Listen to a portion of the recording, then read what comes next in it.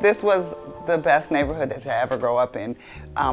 We didn't live in this neighborhood. We lived maybe 10 blocks from here, but the community was so intact that way back in the 1970s that we walked up and down the street, everyone knew who you were. Those are Miss Dean's grandkids, or those are so-and-so's grandkids. And so we always had a sense of community. I grew up in Walnut Park, and it was an all-black community, very close-knit.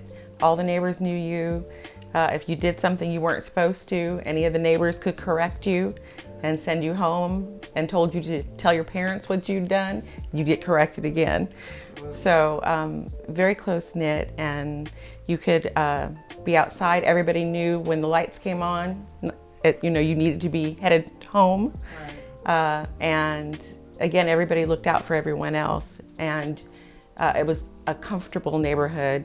You felt safe in the neighborhood. I remember when I first opened up in 1975, I remember really clearly that most of us working right in Northeast were not living past 33rd. Right. Mm-hmm. I remember that real distinctly, and this is from an outsider standpoint. Mm-hmm. And I remember a lot of the jewels and some of the nice places all along this avenue were just amazing, and just take a look at it now. What we didn't know at the time we were living here and being raised here is how desirable this property was. This is a part of part of Portland that's in close proximity to downtown. It's in close proximity to the airport. It's in close proximity to the freeway that will take you to the mountain and also to the coast.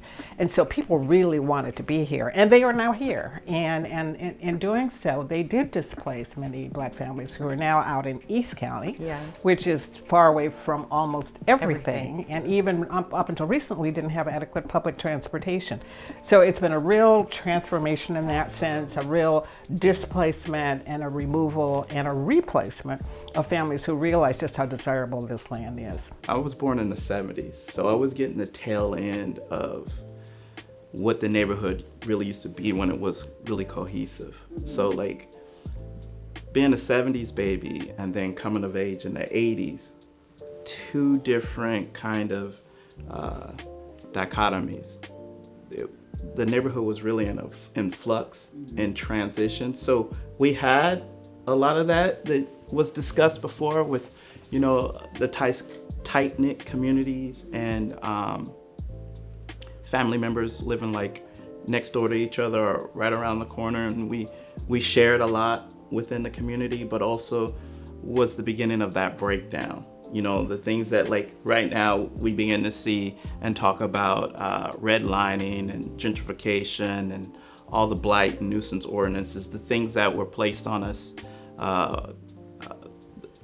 from poor policy. Mm-hmm. But also we had that so-called war on drugs that flooded our neighborhood and communities with drugs.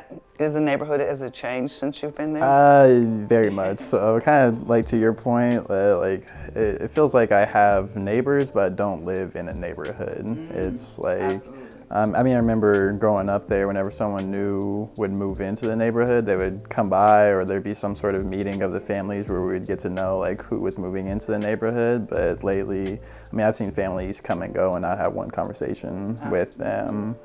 So it feels fractured on many levels. There are still some families there from when I grew up there, which I appreciate, but even just the interactions are just different, and just the feel of the neighborhood is different. I appreciate the opportunity to be able to live in that house, and I'm a teacher, and so otherwise I would not be able to live in that neighborhood if it wasn't a family home, so I couldn't afford it. So I feel very privileged to have that opportunity, but it definitely does not feel the same as when I was growing up. What is very important is to understand the neighborhood that you come into. And I know Cleo and I have been on some various committees where we've talked about just this, where when you come in, learn the history. I've lived other places, but I've never gone somewhere and not tried to learn about it, right. And that gives you a respect for the community. But I think that a lot of people now, they just come to Portland because I saw it on the Food Network, or I saw it on Grimm, or I saw it on, you fill in the blank, because we're the hot place to be. And I know that for a fact. I serve on a board where we get that information from Travel Portland, that I have been like in the top 10 of cities to move to for the past 10 years. So I would just urge people, when you come, take the time to learn, because we've done a lot of things like this. Cleo and his wife have been a part of several art installments around the city that are trying to tell that story. So when you go into that community, you can see that piece of art that has the history of, talking about along Williams, along Alberta. So there's been an effort for people to learn, to teach, because we want to teach the rich history of that. I had the opportunity at work, we're celebrating Black History Month, of course, and so I take that on and like, y'all gonna learn today.